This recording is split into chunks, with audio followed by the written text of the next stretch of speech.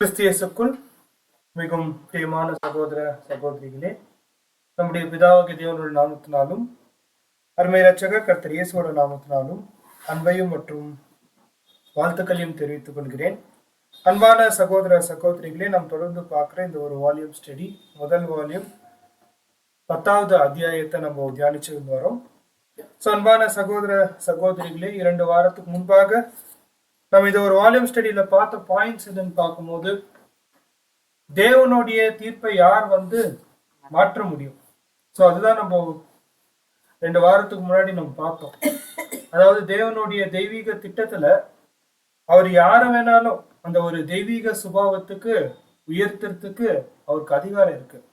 ஆனாலும் அன்பான சகோதர சகோதரிகளே, பிதாவாகிய தேவன் அவருடைய தெய்வீக திட்டத்துல அவர் இருக்கக்கூடிய அந்த ஒரு நிலையில அவர் வெறும் தேர்ந்தெடுக்கப்பட்ட சபையை மாத்திரம்தான் அவர் என்ன பண்றாருன்னு பார்க்கும்போது அந்த ஒரு தெய்வீக சுபாவத்துக்கு கொண்டு போய் சேர்க்கிறார். மீதி இருக்கக்கூடிய மனுக்குலத்தை தேவன் என்ன பண்றாருன்னு பார்க்கும்போது இந்த பூமியை ஏதேன் தோட்டமா மாற்றி ஒரு சீரான ஒரு சமுதாயத்தை உருவாக்கி அவர் என்ன பண்றாருன்னு பார்க்கும்போது மனுக்குலத்தை மறுபடியும் என்ன பண்றாருன்னா மீட்டெடுத்து திரும்பி கொடுக்கிற காலத்துல இந்த ஒரு பூமியை முற்றிலுமாக ஏதேன் போல மாத்தி மனுக்குலத்துக்கு அந்த நித்திய ஜீவன் என்ன பண்றாருன்னா வாக்குத்தத்தமா கொடுக்கறது நம்ம பார்க்கிறோம். அன்பான சகோதர சகோதரிகளே, ஸோ கடந்த வாரம் கூட நம்ம காலை தியானத்துல பார்க்கக்கூடிய அந்த ஒரு காரியத்தை நம்ம பார்த்தோம்.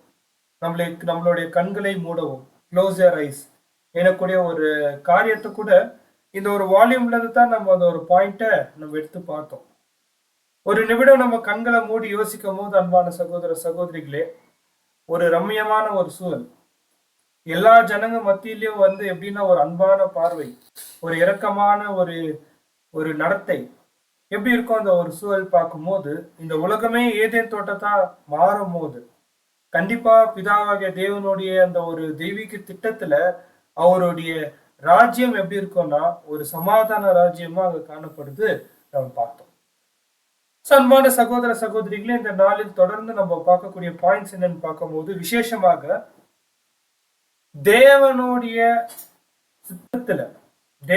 திட்டத்துல ஒரு நபரை அவர் திவ்ய சுபாவத்துக்கு உயர்த்துறார் அப்படின்னு சொல்லும் போது எந்த மனுஷன் தேவனை கேள்வி கேட்க முடியும்? அவருடைய நியாய தீர்ப்புல யார் கேள்வி கேட்க முடியும்? ஸோ அதுதான் மையமான பாடம். இந்த நாள்ல நம்ம விசேஷமா பார்க்கக்கூடிய பாயிண்ட் என்னன்னு பார்க்கும்போது அன்பான சகோதர சகோதரிகளே, அப்படி தேவன் இந்த மனுக்குலத்தை உயர்த்துறார், அந்த தெய்வீக சுபாவத்துக்கு உயர்த்துறார்னா சபையோடைய கேரக்டர் குணலட்சணம் எப்படி இருக்கு? தேவன் எதிர்பார்க்கக்கூடிய அந்த ஒரு சுபாவம் மாற்றுதல்ல அவங்க கடந்து போறாங்கன்னா அவங்க என்னென்ன ப்ராசஸ், என்னென்ன காரியத்துக்குள்ள அவங்க கடந்து போறாங்க. ஸோ இதுதான் நம்ம இந்த நாள்ல நம்ம அதிகமா கவனம் செலுத்தி பார்க்க போறோம் அன்பான சகோதர சகோதரிகளே. ஸோ இந்த நாள்ல நம்ம விசேஷமாக பார்க்கக்கூடிய பாயிண்ட்ஸ் பேஜ் நம்பர் 192 192 இங்கிலீஷ்ல, தமிழ்ல நம்ம பார்க்கும் போதுங்க 238வது பக்கத்துல இருந்து நம்ம இன்னைக்கு தியானம் செய்யலாம் அன்பான சகோதர சகோதரிகளே. சரி, தேவன் இந்த ஒரு பூமியை ஏதேன் தோட்டமா மாத்தி இந்த மனுக்குலத்தை முழுமையா ஆதாம் இழந்து போன விஷயத்த மறுபடியும் எல்லாம் மீட்டு கொடுத்துட்டு பிறக்க இந்த பூமி எப்படி இருக்கும்னு பார்க்கும்போது அந்த ஏதேன் தோட்டம் சூழல், அந்த சூழல் மொத்தமே இப்படி இருக்கும்னா ஒரு ஏதேன் தோட்டத்தை போல இருக்கும் போது இந்த ரெசல் ஒரு நல்ல பாயிண்ட் கொடுக்குறாரு மனுஷனுடைய மனநிலையை குறித்து. பாருங்க அன்பான சகோதர சகோதரியில, இந்த நாள்ல ஒரு பொதுவா மனுஷனா இருக்கக்கூடிய நாம், விழுந்து போன நிலையில இருக்கக்கூடிய நாம் அனுதினமும் நம்மளுடைய வாழ்க்கை எப்படி போகுதுன்னா ஒரு புதுமையை நோக்கி போகுது. ஏதாவது புதுசா நமக்கு கிடைச்சா நல்லா இருக்குமா? ஏதாவது புதுமையா கிடைச்சா நல்லா இருக்குமா? உதாரணத்துக்கு நம்ம பார்க்கும்போது நம்ம கிட்ட இருக்கக்கூடிய செல்போன் எடுத்துக்கலாம். இன்னைக்கு ஒரு செல்போன் இருக்கு, நாளைக்கு இன்னொரு செல்போன் என்ன ஆகுதுன்னு பார்க்கும்போது மார்க்கெட்ல புதுசா அது வெளியிடும் போது நம்மளுடைய மனசு என்ன தோணுன்னா இந்த செல்போனை கொடுத்துட்டு அந்த செல்போன் வாங்கலாமா? இல்ல நம்ம கிட்ட இருக்கக்கூடிய வசதி வாய்ப்பு இப்ப இருக்கக்கூடிய வசதி பார்க்கிலும் இன்னும் வசதியாக, இன்னும் அதிகமாக, இன்னும் தேவை, இன்னும் புதுமை. இந்த மாதிரி தான் நம்மளுடைய வாழ்க்கை என்ன இருக்குதுன்னு பார்க்கும்போது அன்பான சகோதர சகோதரிகளே ஓடினே இருக்கு. அப்படின்னா நமக்குள்ள இருக்க ஒரு தேடல் இருக்கு.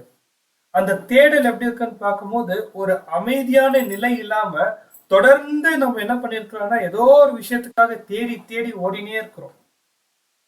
ஆனா இந்த உலகம் வந்து ஏதேன் தோட்டமா மாறிட்டா, முழுமையா ஏதேன் தோட்டமா மாறிட்டா, இந்த இடத்துல ரசல் சொல்லக்கூடிய பாயிண்ட் என்னன்னு பார்க்கும்போது அன்பானவர்களே, மனுஷனுடைய தேடல் வந்து அமைதியாயிடுமா. மனுஷனுடைய தேடல் அமைதியாயிடுமா. அப்படின்னா தேவனுடைய தெய்வீக திட்டத்துல ஏற்கனவே தேவன் மனுஷனுக்கு என்ன தேவையோ அவருடைய சிருஷ்டிப்புல எல்லாமே சிருஷ்டி செஞ்சு வச்சுட்டார். அந்த எப்போ ஆதாம் வந்து அவர் விழுந்தாரோ, அந்த ஒரு பரிபூர்ண தன்மை எழுந்தாரோ, அந்த பாயிண்ட்ல என்ன ஆயிடுச்சுன்னு பார்க்கும்போது மனுஷனுடைய தேடல் ஆரம்பிச்சிச்சு. அந்த ஒரு தேடல் வந்து எந்த அளவுக்கு போயிடுச்சுன்னா, மனுஷன் தன்னை இழந்துட்டு அவர் என்ன பண்றாருன்னா புதுமையை தேடி போறாரு. அப்படி வந்ததுதான் இப்ப இருக்கக்கூடிய டெக்னாலஜி, இப்ப இருக்கக்கூடிய விஞ்ஞான வளர்ச்சி எல்லாமே. ஆனா தேவனுடைய ராஜ்யத்துல பார்க்கும்போது அவர் ஏற்கனவே அவருடைய சிருஷ்டிப்புல பழமையா எல்லா காரியத்தையும் அவர் என்ன பண்ணிட்டாருன்னா பரிபூர்ணமா வச்சுட்டாரு. எப்ப இந்த ஒரு உலகம் ஏதேன் தோட்டமா மாறுதோ அப்ப மனுஷன் எல்லா விஷயத்திலும் எப்படி ஆயிடுவாருன்னு பார்க்கும்போது திருப்தியா மாறிடுவார். பாருங்க, இந்த ஒரு அதிருப்தியான ஒரு நிலை, ஒரு தேடல், இது வந்து இப்ப இருக்கக்கூடிய சபைக்கு ஒரு மிகப்பெரிய ஒரு போராட்டமா இருக்குன்னு ரசூல் சொல்றாங்க. காரணம் என்னன்னு பார்க்கும்போது இந்த உலகத்துல நம்ம என்ன ஒரு காரியம் எடுத்துக்கினாலும் அது என்ன ஆகாது, அது ஒரு மனுஷனுக்கு சாட்டிஸ்ஃபை கொடுக்காது, அது ஒரு திருப்தி கொடுக்காது. இன்னும் மனுஷன் தேடுவான் தேடுவான் தேடுவான் தவிர திருப்தியா இருக்கணும்னு எனக்கூடிய ஒரு மனசு மனுஷனுக்கு இருக்காது. ஆனா இந்த இடத்துல ரிசல்ட் சொல்லும் போது இது ரொம்பவே கடினமான விஷயம் இப்போ வாழ்கிற சபைக்கு. அவங்க இந்த காரியத்தையும் அவங்க என்ன பண்ணணும்னு பார்க்கும்போது மேற்கொள்ளணும். காரணம் என்னன்னு பார்க்கும்போது அன்பான சகோதர சகோதரிகளே, இப்போ நம்ம கண்ணில் பார்க்கக்கூடிய எல்லா விஷயமும் தீமையினால் நிறைந்தது. இது எல்லாம் எங்க கொண்டு போகும்னு பார்க்கும்போது மரணத்துக்கு கொண்டு போகும் தவிர அன்பான சகோதர சகோதரிகளே, இது எந்த ஒரு ஆவிக்குரிய வளர்ச்சிக்கோ இல்ல ஆவிக்குரிய விஷயத்துக்கு இது பயனற்றதா இருக்கு நம்ம பார்க்கணும். ஸோ இந்த ஒரு பாயிண்ட் ரசூல் சொல்லிட்டு பிறகு நெக்ஸ்ட் எந்த ஒரு காரியத்துக்குள்ள கொண்டு போறாருன்னு பார்க்கும்போது இந்த மாதிரி இருக்கும் போது தேவன் உலகத்தை வந்து ஏதேன் தோட்டமா மாற்றும் போது மனுஷன் தேவனுடைய சிருஷ்டிப்புல அவன் திருப்தி ஆவான். அதுதான் வந்து நம்ம என்ன பண்றோம்னு பார்க்கும்போது அந்த ஒரு பர்ஃபெக்ட் ஹியூமன் நேச்சர் அவங்க சுதந்திரிக்கும் போது தேவன் அவருக்கு என்னென்ன சிருஷ்டியில வச்சிருக்கிறாரோ அதே அவங்களுக்கு எப்படி இருக்கும், ஒரு திருப்திகரமான ஒரு நிலையா இருக்கும் நம்ம பார்க்கிறோம். ஸோ இந்த ஒரு பாயிண்ட் ரிசல்ட் சொல்லிட்டு பிறகு நெக்ஸ்ட் எங்க கொண்டு போறாருன்னு பார்க்கும்போது இது பொதுவான மனுஷனுக்கு, பொது ரட்சிப்புல வர மனுஷனுக்கு தேவன் அவருடைய தெய்வீக திட்டத்துல வச்சிருக்கிற ஒரு அம்சம். பூமி எப்போ ஏதேன் தோட்டமா மாறுதோ அப்போ மனுஷன் முழுமையா திருப்திகரமா அவர் வாழுவார் என்னக்கூடிய ஒரு விஷயத்த வந்து என்ன பண்றாருன்னா தேவன் இந்த இடத்துல வந்து அவர் வெளிப்படுத்துறதை நம்ம பார்க்கிறோம். சரி, இப்படி இருக்கும் போது அன்பான சகோதர சகோதரிகளே, தேவனுடைய தெய்வீக திட்டத்துல ஆதாம் விழுவார். ஆதாமுடைய சந்ததி மறுபடியுமாக அந்த ஒரு திரும்பி கொடுக்கப்படுற நாட்கள்ல வந்து அவங்க பரிபூர்ண மனித சுபாவத்தை பெற்றுக்கொள்வாங்க தேவனுடைய திட்டம். அது உண்மைதான். ஆனா அந்த திட்டத்துக்கு முன்பாக தேவன் இன்னொரு பிரம்மாண்டமான திட்டத்தை அவருடைய மனசுல வச்சிருந்தார். அது என்னன்னு நம்ம வாசிக்கலாம். எபேசியர் 1:4-5. எபேசியர் 1:4 மற்றும் 5.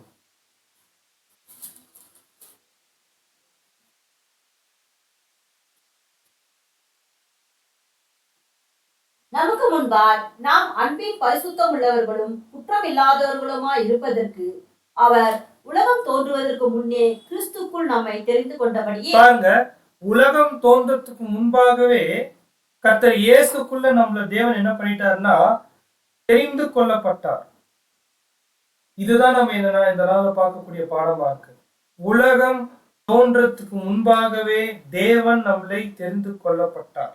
அப்படின்னா தேவனுடைய தெய்வீக திட்டத்துல அவருடைய மனசுல புதிய சிருஷ்டி எனக்கூடிய ஒரு விஷயம் தேவன் எப்போ தெரிந்து கொள்ளப்பட்டாருன்னு பார்க்கும்போது இந்த உலகம் தோன்றதுக்கு முன்பாகவே தேவன் என்ன பண்ணிட்டாருன்னா புது சிருஷ்டிய தேவன் என்ன பண்ணிட்டாரு அவருடைய மனசுல ஒரு திட்டமா அவர் என்ன பண்ணிட்டாருன்னா திட்டம் போட்டு வச்சிருக்கிறாரு. நம்மளுடைய மூத்த சகோதரர் ஒருத்தர் சொல்லுவார் என்னன்னு பார்க்கும்போது தேவனுடைய தெய்வீக திட்டத்துல புது சிருஷ்டி தான் அவருடைய மனசுல இருக்கக்கூடிய ரொம்பவே பழைய சிருஷ்டி அப்படின்வாரு. அப்படின்னா எல்லா சிருஷ்டிக்கும் முன்பாக தேவனுடைய மனசுல இந்த புது சிருஷ்டி பத்தி தான் அவர் என்ன பண்ணிருக்கிறாருன்னா அவர் யோசனை பண்ணி வச்சிருக்கிறார். தன்னுடைய ஒரே பேரான குமாரனுக்கு மனவாட்டி தேவன். சோ அந்த மாதிரி புது சிருஷ்டி பத்தி பைபிள்ல ஒரு உபதேசம் பேசப்படுது.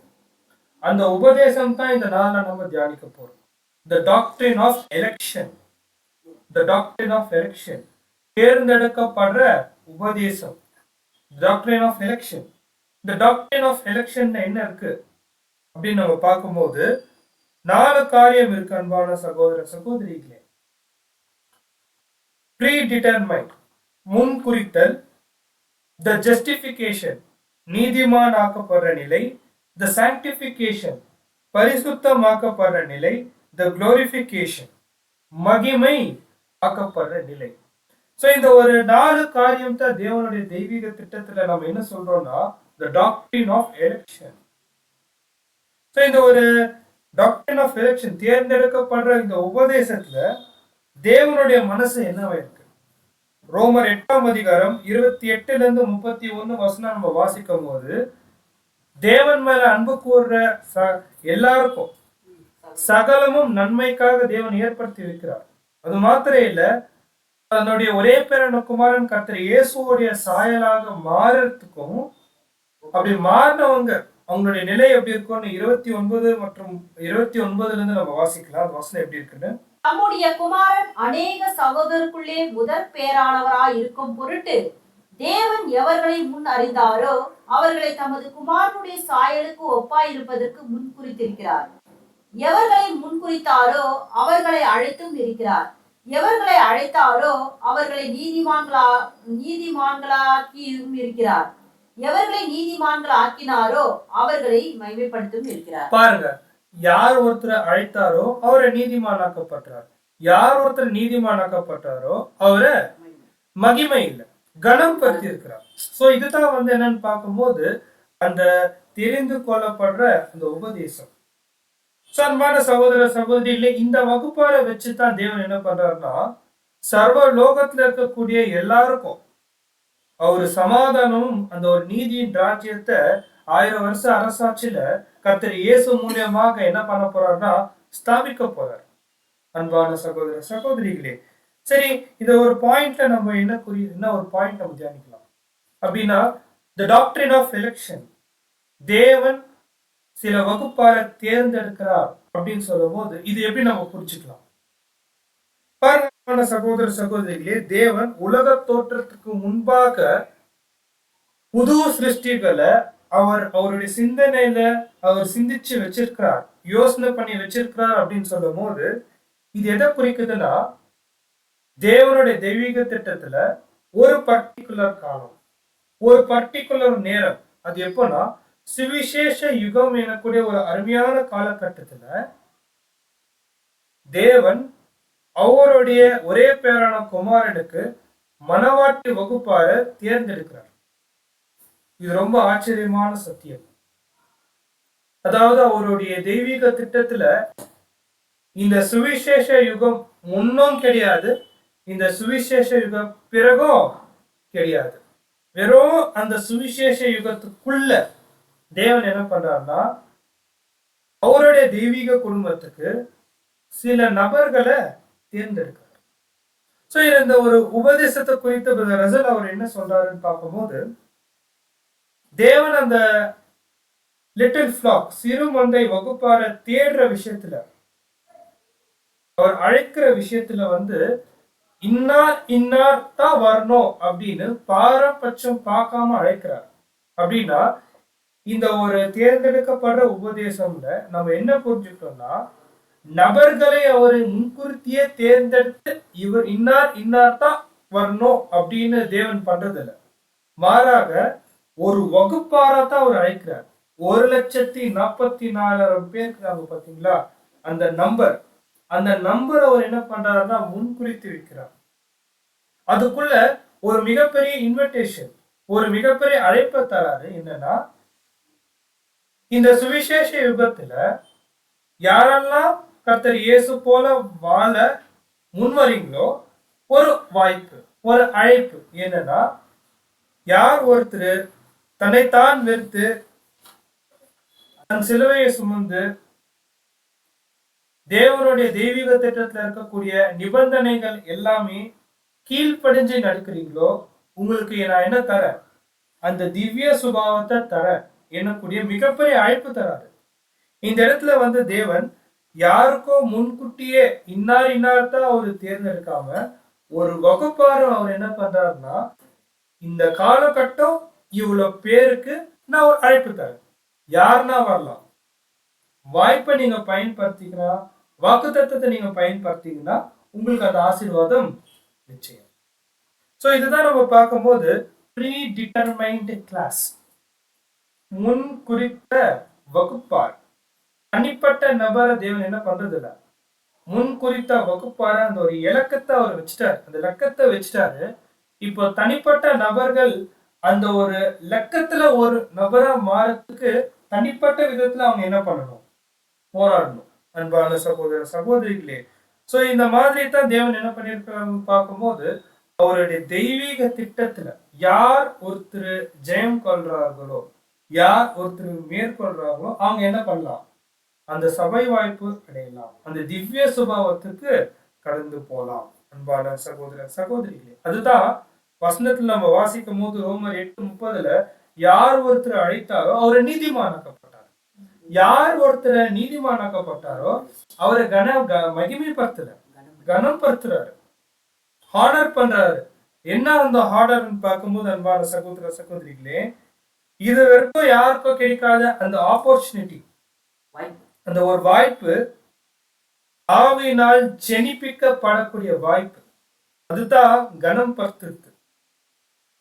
பாருங்க, கர்த்தர் இயேசுவை கூட இதோ என்னுடைய நேசகுமாரன், இவர் மேல் நான் பிரியமா இருக்கிறேன்னு கனப்படுத்தினார். எந்த பாயிண்ட்ல பார்க்கும் போது, அவர் எப்போ ஜெனிப்பிக்கப்பட்டாரோ அப்போ தேவன் என்ன பண்ணானா கர்த்தர் இயேசுவை கனப்படுத்துறாரு. அதே போலதான் இந்த சுவிசேஷ யுகத்துல யாரெல்லாம் இந்த பெரிதான அழைப்பு அவங்களுடைய காதல கேக்குதோ, அவங்க உள்ள வராங்களோ, ஃபர்ஸ்ட் அழைக்கிறார் கர்த்தர் இயேசுவோடைய வெளியேறப்பெற்ற ஈடு பலி எனக்கூடிய சத்தியத்தை விரும்பி அவங்க நீதிமான் எனக்கூடிய நிலையில மாறுறாங்களோ அவங்கள அழைக்கிறார். அழைச்ச தேவன் நெக்ஸ்ட் என்ன பண்றாருன்னு பார்க்கும்போது கனப்படுத்துறார், நீதிமான் ஆக்கப்பட்டுட்டு கனப்படுத்துறார். சோ இதுதான் நம்ம பார்க்கும்போது அன்பான சகோதர சகோதரிகளே, அந்த ஒரு தேர்ந்தெடுக்கிற ப்ராசஸ்ல ரொம்ப முக்கியமான ஒரு பாயிண்ட். சரி, இப்போ நம்ம இந்த ஒரு செலக்ஷன் ப்ராசஸ்க்குள்ள போலாம். புது சிருஷ்டிய அவர் எப்படி செலக்ட் பண்றாரு, தேர்ந்தெடுக்கிறார் எப்படி செலக்ட் பண்றாரு, இங்கிலீஷ்ல செலக்ஷன் ஒரு வார்த்தை வருது. ஸோ இந்த ஒரு செலக்ட் பண்ற ஒரு விதம் வந்து பாருங்க, லூக்கா எழுதிய சுவிசேஷம் 14:23 நம்ம வசனம் வாசிக்கலாம். லூக்கா எழுதிய சுவிசேஷம் 14:23. அப்பொழுது எஜமான் ஊழியக்காரனை நோக்கி, நீ பெரும் வழியிலும் வேலிகள் அருகிலும் போய் என் வீடு நிறையும்படியாக ஜனங்களை உள்ளே வரும்படி வருந்தி கூட்டிக் கொண்டு வா. அழைக்கப்பட்டிருந்த அந்த மனுஷரில் ஒருவனாகிலும் என் விருந்தை ருசி பார்ப்பதில்லை என்று உங்களுக்கு சொல்கிறேன் என்றார் என்று சொன்னார். சோ இது வந்து கல்யாண வஸ்திரம் ஓமை பத்தி பேசக்கூடிய விஷயம். அந்த கல்யாண வஸ்திரத்தை யாரெல்லாம் தரித்து கொள்றாங்கன்னா, யாரெல்லாம் கர்த்தர் இயேசுவோடைய அந்த ஒரு ஈடு பலியோடைய புண்ணியத்தை அது யார் ருசிக்கிறாங்களோ அவங்க தான் என்ன பண்ண முடியும், அந்த வஸ்திரத்தை போட முடியும். அந்த வஸ்திரத்தை வந்து முதலாவது இஸ்ரேல் ஜனங்க மத்தியில போகும்போது அவங்க என்ன பண்ணிட்டாங்க, அந்த வஸ்திரத்தை கழட்டி போட்டாங்க. அதனால இவர் என்ன பண்றாருன்னா, அந்த ஒரு கல்யாண வீட்டுல இருக்கக்கூடிய அந்த ஒரு விருந்த ஆசிரியக்கூடியவர் அவர் வந்து என்ன பண்றாரு, பொதுவான இடத்துல போய் தேடுறாரு. தேடி யாரெல்லாம் கர்த்தர் இயேசுவை ஏற்றுக்கொள்றாங்களோ, அந்த நீதியின் வஸ்திரத்தை தரித்துக் கொள்றாங்களோ அவங்களுக்கு அந்த அழைப்பு என்ன ஆகுது, போகுது. அப்படி போகும்போது ஒரு வார்த்தை என்ன சொல்றேன்னா, அழைக்கப்பட்டவர்கள் அநேகர், அநேகர். சோ செலக்ஷன் ப்ராசஸ்ல பார்க்கும்போது அன்பான சகோதர சகோதரிகளே, நிறைய பேர் இந்த அழைப்புக்குள்ள வருவாங்க. அதுதான் நம்மளுடைய மனசுல ஃபர்ஸ்ட் நம்ம புரிஞ்சுக்கணும். அழைக்கப்பட்டவர்கள் அநேகர், அநேகர், அநேகர்.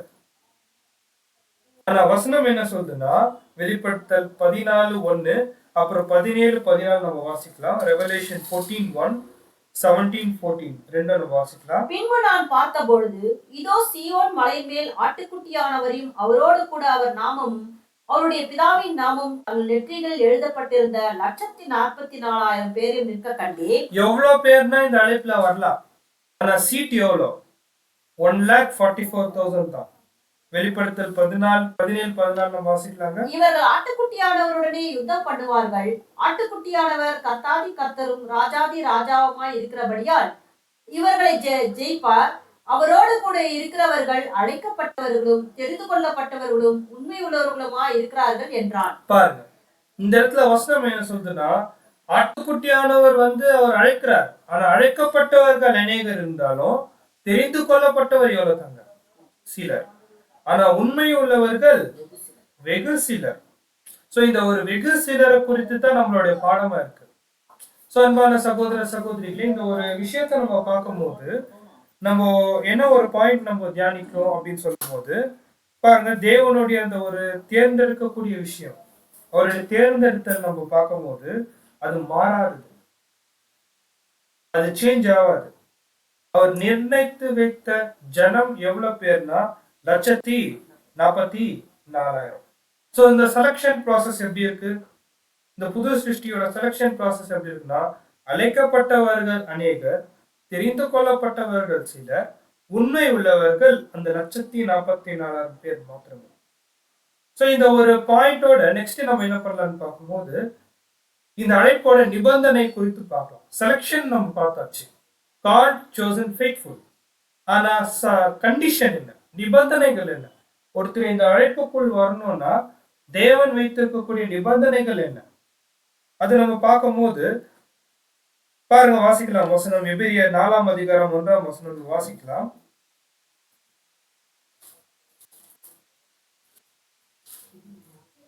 ஹீப்ரூஸ் 4:1. ஆனபடியினாலே அவருடைய இளைப்பாறுதலில் பிரவேசிப்பதற்கு ஏதுவான வாக்குத்தத்தம் நமக்குண்டாயிருக்க உங்களில் ஒருவனும் அதை அடையாமல் பின்வாங்கி போனவனாக காணப்படாதபடிக்கு பயந்திருக்க கடவோம். பாருங்க, இந்த இடத்துல கர்த்தர் தேவனுடைய வாக்குத்தத்தம், அவருடைய இளைப்பாறுதலுக்குள்ள நம்ம கடந்து போனோம்னா, அந்த சபை வாய்ப்புக்குள்ள நம்ம கடந்து போனோம்னா, நாம் அந்த ஒரு காரியத்தை ஒரு நாள் கூட விடாதபடிக்கு நம்ம எப்படி இருக்கணுமோ, ஜாக்கிரதையா இருக்கணும்னா, இந்த அழைப்புல என்ன ஒரு முக்கியமான பாயிண்ட் என்னன்னு பார்க்கும்போது, தேவனுடைய இளைப்பாறுதல் அந்த ஒரு 144,000 பேருக்கு போகக்கூடிய வாய்ப்பு, தவறக்கூடிய வாய்ப்பு எப்படி இருக்குங்க, அதிகமா இருக்கு. அப்படின்னா ஒருத்தர் இந்த சபை வாய்ப்பு அணியணும்னா அவங்க என்ன பண்ணணும், ரொம்ப ரொம்ப பிளாட்டா சொல்றாரு. ஒருத்தர் ஒரு விஷயத்த என்ன கிளியரா புரிஞ்சுக்கணும்னா, தேவனுடைய அப்சல்யூட் ரைட் அண்ட் பர்பஸ், அவருடைய நீதியும் அவருடைய வேலை என்னன்னு தெளிவா புரிஞ்சுக்கணும். நம்ம அழைப்பு என்னன்னு புரிஞ்சுக்கினா தான் நம்ம எந்த திசையில போறோம் நம்ம புரிஞ்சுப்போம். இல்லைன்னா ரோடு தெரியாத இடத்துல நம்ம போயிட்டோன்னா எப்படி இருக்கோங்க, நம்ம பாட்டுன்னு போயினே இருப்போம். ஆனா போய் சேரக்கூடிய பாதையில நம்ம என்ன பண்ண முடியாது, சேர முடியாது. தேவனுடைய பிளான் அண்ட் பர்பஸ் கிளீனா புரிஞ்சாதான் இந்த அழைப்புல நம்ம என்ன செய்யணும்னு புரியும். அன்பான சகோதர சகோதரிகளே, சரி, அந்த ஒரு பாயிண்ட்ல நம்ம பார்க்கும் போது இந்த ஒரு தேவனுடைய தெய்வீக திட்டத்தை நம்ம குறித்தான தேவன் திட்டம் என்ன? நம்ம இந்த மனித சுபாவத்துல இருந்து தெய்வீக சுபாவத்துக்கு கடந்து போறதுதான் தேவனுடைய சித்தமா இருக்கு. உண்மையான சபை வகுப்பாரோடி அந்த ஒரு தேர்ந்தெடுத்தலா இருக்கு நம்ம பார்க்கும்போது அது எப்படி சாத்தியமாகும்? விழுந்து போன சுபாவத்துல இருக்கக்கூடிய ஒரு மனுஷன் எப்படி அந்த ஒரு தெய்வீக சுபாவத்துக்கு அவர் கடந்து போவார்? இதுதான் மிகப்பெரிய கேள்வியா இருக்கு அன்பான சகோதர சகோதரிகளே. சோ இந்த நாளை நம்ம ரெண்டு வசனத்தை நம்ம தியானிக்க போறோம். ரோமர் 12ஆம் அதிகாரம் 1ஆம் வசனம் மற்றும் ரோமர் 12ஆம் அதிகாரம் 2ஆம் வசனத்தை தான் தியானிக்க போறோம் முக்கியமா. சோ அதுக்கு முன்பதாக அன்பான சகோதர சகோதரிகளே, இந்த அழைப்போட நிபந்தனைகள் நம்ம குறித்து நம்ம பார்க்கும்போது யார் ஒருவர் இந்த அழைப்புல வராங்களோ அவங்களுக்கான நிபந்தனை இந்த 2 விஷயம் தான். வாசிக்கலாம். ரோமர் 12ஆம் அதிகாரம் 1 மற்றும் 2. அப்படி இருக்க சகோதரரே, நீங்கள் உங்கள் சரீரங்களை பரிசுத்தமும் தேவனுக்கு பிரியமான ஜீவபலியாய் ஒப்புக் கொடுக்க வேண்டும் என்று தேவனுடைய இரக்கங்களை முன்னிட்டு உங்களை வேண்டிக் கொள்கிறேன். இதுவே நீங்கள் செய்யத்தக்க புத்தியுள்ள ஆராதனை. நீங்கள் இந்த பிரபஞ்சத்திற்கு ஒத்த வேஷம் தரியாமல் தேவனுடைய நன்மையும் பிரியமும் பரிபூர்ணமான சித்தம் என்னதென்று பகுத்தறியத்தக்கதாக உங்கள் மனம் புதிதாகிறதுனாலே மறுரூபமாகுங்கள். சரிங்க, 2 வசனம் பச்சாச்சு, என்ன புரிஞ்சுச்சு? சோ இதுதான் நம்ம ரொம்ப கவனிச்சு நம்ம வாசிக்கிறோம். 2 வசனம் பச்சோம். உங்களுடைய சரீரத்தை ஜீவ பலியாக ஒப்பு கொடுத்துருங்க. இன்னொரு வசனம் மறுரூபமாக்கப்பட்டுருங்க. 2 வசனம் கொடுத்தாச்சு. என்ன புரிஞ்சுச்சு நமக்கு? சோ அன்பான சகோதர சகோதரிகளே, தேவனுடைய தெய்வீக திட்டத்துல தேவன் நம்ம அழைச்சார் பாத்தீங்களா? அந்த அழைப்பும் 2வது வசனத்துல நம்மளுடைய தெரிந்து கொள்ளுதல்ல உறுதி செய்து கொள்றதுக்கும் தேவன் கொடுக்கப்பட்ட ஒரு அருமையான 2 வசனங்கள் தான் ரோமர் 12ஆம் அதிகாரம் 1 மற்றும் 2. சோ இந்த ஒரு தேவனுடைய தெய்வீக திட்டத்துல அன்பான சகோதர சகோதரிகளே, சுய சித்தத்தை விடுத்து தேவ சித்தத்தை செய்யறது உண்மையான அர்ப்பணிப்பு. அந்த உண்மையான அர்ப்பணிப்பை நாம் எப்படி நிறைவேற்றுறோம்? எந்த வகையில நிறைவேற்றுறோம்? நம்மளுடைய மாம்ச சுபாவத்தை தேவனிடத்துல அது ஒப்பு கொடுத்துட்டு ஆவிக்குரிய சுபாவத்தை நம்ம எப்படி பெற்றுக்கொள்றோம்? அதுதான் இந்த 2 வசனத்துல இருக்கக்கூடிய ஒரு மிகப்பெரிய சத்தியமா காணப்படுது அன்பான சகோதர சகோதரிகளே. முதலாம் உயர்த்தல்ல பங்குள்ளவர்களாக ஆகப்படிக்கு. சரி, இப்ப ரோமர் 12ஆம் அதிகாரம் 1ஆம் வசனம் என்ன குறிக்குது பாருங்க. ஒரு மனுஷனுடைய ஒரு நார்மலா ஒரு மனுஷன் எப்படி பிறக்கிறான், அதே ப்ராசஸ் தான் புது சிருஷ்டியோடைய பிறத்தல் கூட. ஒரு மனுஷன் எப்படி பிறக்கிறான்னு பார்க்கும்போது தன்னுடைய தாயோட வயிற்றுல ஒரு கருவாக உருவாகி அது காலப்போக்குல வளர்ந்து குழந்தையாக பிறக்கிறார். அதுதான் ஜெனிப்பித்தல் துவங்கி பிறத்தல் வரை. அதுதான் புது சிருஷ்டியோடைய அந்த ஒரு ப்ராசஸ். இப்ப ரோமர் 12ஆம் அதிகாரம் 1ஆம் வசனம் எப்படி துவங்குது வாசிக்கலாம். அப்படி இருக்க சகோதரரே, பாருங்க, அப்படி இருக்க சகோதரரே, நீங்கள் உங்கள் சரீரங்களை பரிசுத்தமும் தேவனுக்கு பிரியமான ஜீவபலியாய் ஒப்புக் கொடுக்க வேண்டும் என்று தேவனுடைய இரக்கங்கள் முன்னிட்டு உங்களை வேண்டிக் கொள்கிறேன். சரிங்க, இப்ப நான் கேட்கிற கேள்விக்கு பைபிள் ஸ்டூடெண்ட்ஸா இருக்கிற நீங்க பதில் சொல்லுங்க. ஒருவேளை நம்மளுடைய அழைப்பை எந்த அளவுக்கு நம்ம புரிஞ்சு வச்சுக்கிறோம் நம்ம கொஞ்சம் யோசிக்கலாம். சரிங்களா? ரோமர் 12ஆம் அதிகாரம் 1ஆம் வசனம், சகோதரர்களே உங்களுடைய சரீரத்தை பரிசுத்தமும் தேவனுக்கு விரும்பத்தக்கதா ஜீவ பலியாக ஒப்பு கொடுங்கன்னு சொல்லக்கூடிய வசனம், இது நீதிமானாக்கப்படுற நிலைக்கு சொல்லக்கூடிய வசனமா இல்ல பரிசுத்தமாக்கப்படுற நிலைக்கு சொல்லக்கூடிய வசனமா? யாராவது அட்மிட் பண்ணிட்டு சொல்லுங்க. இந்த வசனம் ஜஸ்டிபிகேஷன் குறிக்குதா இல்ல இந்த வசனம் சாங்டிபிகேஷன் குறிக்குதா? I think justification. நீதிமானுக்குரியது. நீதிமான் ஆக்கப்படுற நிலை குறிக்குது. கரெக்டுங்களா? சொல்லுங்க. பரிசுத்தமாக்கப்படுறதா, சாங்டிபிகேஷனா? ஆமா, ஜீவ பலியில ஓகே, ஜீவ பலினா பரிசுத்தமாக்கப்படுறது. ஓகே, வேற யாராவது ஆன்லைன்ல ட்ரை பண்றீங்களா? இது ஜஸ்டிஃபிகேஷன் குறிக்குதா இல்ல சாங்டிஃபிகேஷன் குறிக்குதா? ஓகே, அன்பான சகோதர சகோதரிகளே, உங்களுடைய சரீரங்களை பரிசுத்தமும் தேவனுக்கு பிரியமான ஜீவ பலியாக ஒப்பு கொடுங்க அப்படின்னு வசனம் சொல்லும் போது நம்ம பொதுவா எதுதான் நினைப்போம்னா இது பரிசுத்தமாக்குதல் அப்படின்னு தான் நினைப்போம். ஏன்னா வார்த்தை பரிசுத்தம் அப்படின்னு சொல்லியிருக்கு. ஆனா இந்த வசனத்தை நம்ம உற்று பார்க்கும்போது ஆதாமுடைய பாவ சாபத்துல அந்த அழுக்கான வஸ்திரத்துல அந்த ஒரு விழுந்து போன சுபாவத்துல இருக்கக்கூடிய நாம் எப்ப கர்த்தர் இயேசுவை நம்ம ஏற்றுக்கொண்டோமோ, எப்ப நம்ம கர்த்தர் இயேசுடைய வெளியேறப்பட்ட ரத்தத்துல சுத்திகரிக்கப்பட்டோமோ, எப்போதான் கர்த்தர் இயேசு என்னுடைய சொந்த ரட்சகர்னு ஏற்றுக்கொள்ளப்பட்டோமோ, அப்போ கர்த்தர் இயேசுக்காக நம்ம என்ன பண்ணிட்டோம்? நம்மளோட சரீரத்தை பரிசுத்தமாக ஜீவ பலியாக இனிமே கர்த்தருக்காக தான் வாழணும்னு நம்ம முடிவெட்ட அந்த டைம் தேவன் நம்மளை நீதிமான் எனக்கூடிய நிலையில பாக்குறாரு. அதனால்தான் சகோதரரே, கர்த்தர் இயேசுக்குள்ள உன்னை நான் பாக்குறேன் அப்படின்னு சொல்றாரு. அப்படின்னா அது பரிசுத்தமாக்குதல் குறித்து இல்லையா? இல்ல, இது ஜஸ்டிபிகேஷன் குறித்து பேசக்கூடிய வார்த்தை. அப்படின்னா ரோமர் 12ஆம் அதிகாரம் 2ஆம் வசனம் எதை குறிக்குது? வாசிங்க. நீங்கள் இந்த பிரபஞ்சத்திற்கு ஒத்த வேஷம் தெரியாமல் தேவனுடைய நன்மையும் பிரியமும் பரிபூர்ணமான சித்தம் இன்னதென்று பகுத்தறியத்தக்கதாய் உங்கள் மனம் புதிதாகிறதுனாலே உங்கள் மனம் புதிதாகிறதுனாலே மறுரூபமாகிறீர்கள். இது எதை குறிக்குது? இது சாங்டிபிகேஷன் குறிக்குது. மறுரூபமாக்குதல், மறுரூபமாக்குதல், மறுரூபமாக்குதல். இந்த ஒரு பாயிண்டோட நான் ஸ்டாப் பண்றேன். ஒரே ஒரு கேள்வி கேட்டு, மறுரூபம் ஆக்குதல் அப்படின்னா ஜஸ்ட் ஒரு ஓபன் கொஸ்டின். இது கேரக்டர் சேஞ்ச் பத்தி பேசுதா அப்படின்னு ஒரு கேள்வி கேட்டா உங்களுடைய பதில் என்னவா இருக்கும்?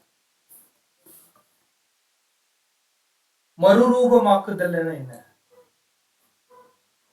மறுரூபமாக்குதல் இல்ல, இது சாங்டிஃபிகேஷன் பரிசுத்தமாகுவது குறித்து பேசுறது இல்ல, மாறாக நியூ கிரியேஷன், புதிய சிந்தை உருவாக்குற ஒரு காரியத்தை பத்தி பேசுது. புது சிந்தை உருவாகும் பத்தி பேசுது இல்லைங்களா? இந்த பாயிண்ட் அப்படியே நம்ம ஹோல்ட் பண்ணலாம். பொதுவா இந்த ஒரு வார்த்தையை மறுரூபமாக்குறதுன்னா நம்ம என்ன சொல்லுவோம்னா நம்மளுடைய கேரக்டர் சேஞ்ச் பண்ணும், கர்த்தர் இயேசு போல மாத்தணும், அந்த ஒரு கேரக்டர் டெவலப்மெண்ட் பத்தி பேசுற வசனம் பொதுவா பதில் சொல்லுவாங்க. ஆனா தவறு. இது நியூ கிரியேச்சரா மாத்துதுன்னு சொல்றதோட மறுரூபம் ஆக்குது அப்படின்னு சொல்லும் போது இந்த வார்த்தையை நம்ம எப்படி பயன்படுத்துறாருன்னா மனுஷ சுபாவத்திலிருந்து தெய்வீக சுபாவமா மாத்துது. பாத்தீங்களா? இது கேரக்டர் டிரான்ஸ்ஃபர்மேஷன் இல்ல, இது நேச்சர் டிரான்ஸ்ஃபர்மேஷன்.